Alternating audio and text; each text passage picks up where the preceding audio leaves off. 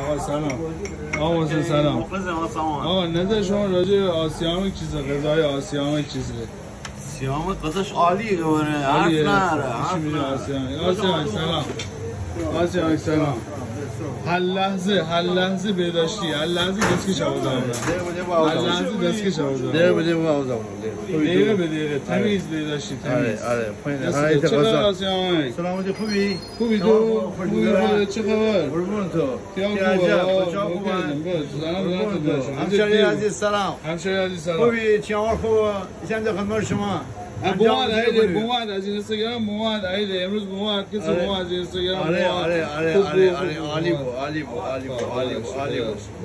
بود حمایت کنید آقا کامنت نده لایک کنید همین استوری ندینید خلاص همه حمایت کنید شما محبت در زنده باشید همه حمایت کنید خیلی بود فایده خیلی آقا حسین چه صحبتی داری میتونی انجام بدی؟ نه آقا سیامک امروز غذاش حرف نشه اون بارو خورش خوردیم عالی لایک داره لایک قربون برم حسین چه خبر؟ سلامتی بلندی یه کفی برنج کافیه انجام میکنم بس آره بس تعلیق باید گرم بیرم شما بالا برای عزیز تمام تعلیق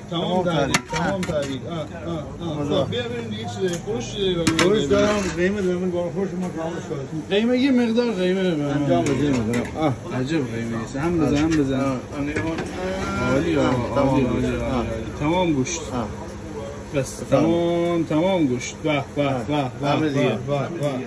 خب صحبتی داری آسیامک همشهری عزیز شما دوست داریم همون در خدمت شما هستیم خب نه هم در خدمت شما بازارچی نشان در خدمت شما هستیم مرسی آقا صحبتی نداری چی خوردی آموز عالی باش دیگه بشکنی ها